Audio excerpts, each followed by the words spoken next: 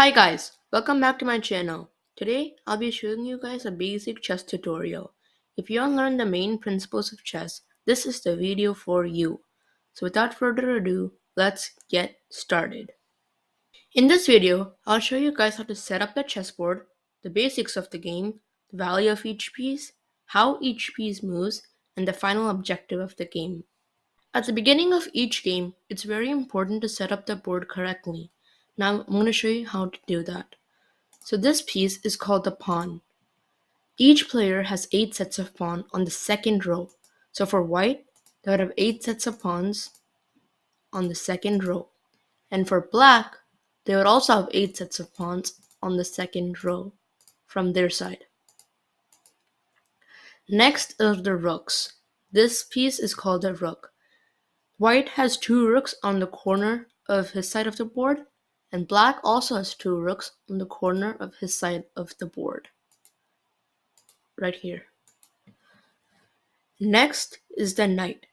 The knight is next to the rook. White has 2, and black also has 2 right here. Next is the bishop. The bishop is next to the knight. White has 2 bishops, and black has 2 bishops. Next is the queen. You need to remember that the white queen goes on the white square, and the king goes next to the queen. For black, the black queen will go on the black square, and the king will go on the white square. And this is how you set up the chessboard. The player with the white pieces always moves first, so white player may do this, and then the black player has to move. This will repeat in an alternating pattern until the game ends. Now just before we get to how the pieces move, I want to show you guys the value of each piece. The pawn is worth 1 point, and you have 8 pawns, so the total value of all that is 8 points. The rook is worth 5 points, and you have 2 rooks, so that's worth a total of 10 points. And then you have the knights, which are worth 3 points, and then you have bishops, which are also worth 3 points.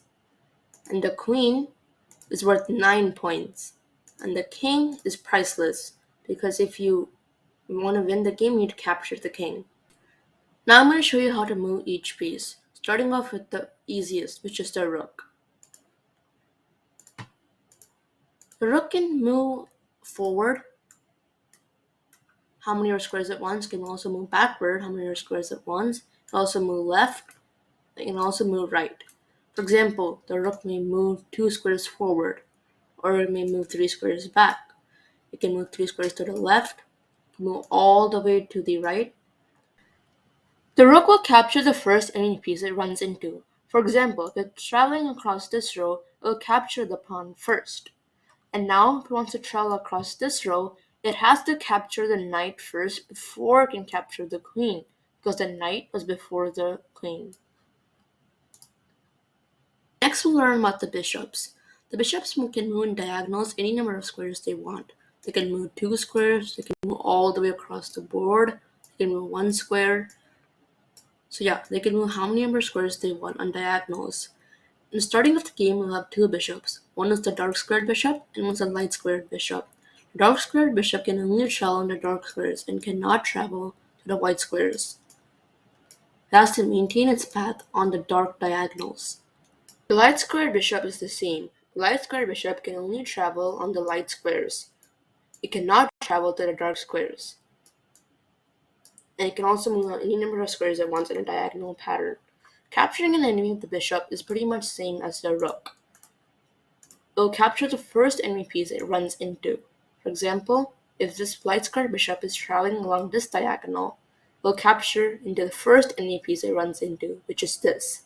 Afterwards, if this bishop is continuing in this diagonal, it will capture this enemy piece. The queen is considered the most powerful piece on the board because it can move both like the rook and the bishop. That means it can move any number of squares vertically, horizontally, and diagonally. It enables the queen to reach any square of the board in under 2 moves, which makes the queen very versatile and very important to the game. The queen will also capture the first piece it runs into.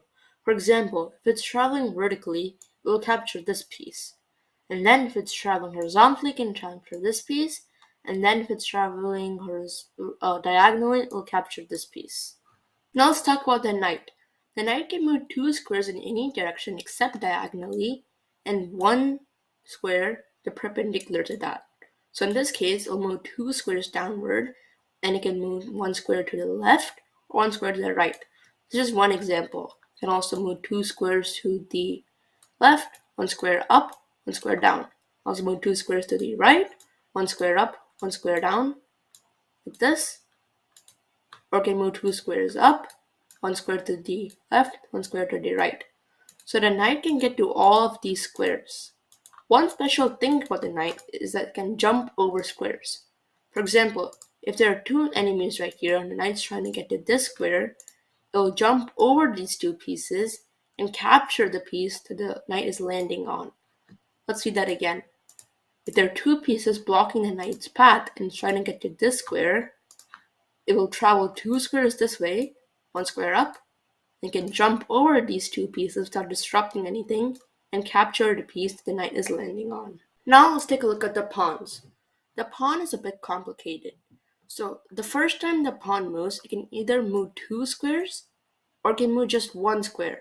Depends on what you want to do. For example, if this is the first move, you can move 2 squares, or in this case, this is the pawn's first move, you can do 1 square.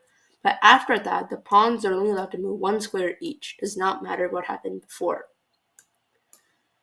Now, for example, if there's an enemy piece right here, and you move 1 square like this, you may think that on the next piece you may be able to capture this piece, but that's not the case. The pawn is one of the special pieces that moves in one direction but captures in a completely different direction. So, let's reset the board and I'll show you what I mean. There's a pawn right here. The pawn can move 2 squares because it's its first time moving, and then can capture on its diagonals like this. It's kind of like the bishop. So if there's a piece right here, it can capture because it's in the diagonal. But if there's a piece in front of it, it cannot move forward whatsoever. In this case, it cannot even go to diagonals because there's no pieces there to capture. So in this case, this pawn is stuck in this position. Now let's talk about the king. The king can move any square that surrounds him, but only 1 square at a time. So the king can move 1 square forward, 1 square diagonally, 1 square vertically, 1 square horizontally. The king can move basically any square at once, but only 1 square at a time. So now I'm going to talk about how to actually win the game. Normally when there's another piece, you capture that piece and take it completely off the board. But for the king, you never actually capture the piece. You just put the piece in a position where it attacks the king, but you actually never capture it. So, when you're attacking the king, that's called check. So in this case, the black rook is checking the king. Now you never want to be in a checking position, so you need to get out of it. And there are 3 ways on how to do that. The first way is to move out of the check, so the king isn't in any danger. The second way, if there's another piece, for example, you can use that piece to block the check. So the rook isn't attacking the king anymore, it's attacking the bishop. And the last way is if there's a piece, you can use that piece to attack the checker piece. So this bishop will attack the rook, which is a checking piece. If there's a position where you can't do any of these 3 things, that's called checkmate. And checkmate's when you win the game. So in a checkmate, the person who's attacking the king will win. I'll show you an example of that. If there's a rook right here and another rook right there, and the black king is right here, and it's black's turn, if black moves this rook right here, this will be a checkmate, because this rook is guarding the whole entire rank, and the king can't move anywhere because this rook is guarding it. Also can't move forward because this rook is guarding this entire file, right? So it can't move anywhere else. You also can't block the check because there are no other pieces to white side, and you also can't take any of the checkers, this checking piece, because there's no pieces. That's why this is a checkmate, and black wins the game.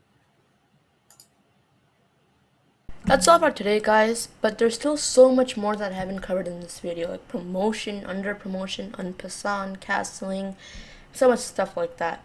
If you want more videos like this from me, please subscribe to my channel and like this video so I know to keep making more.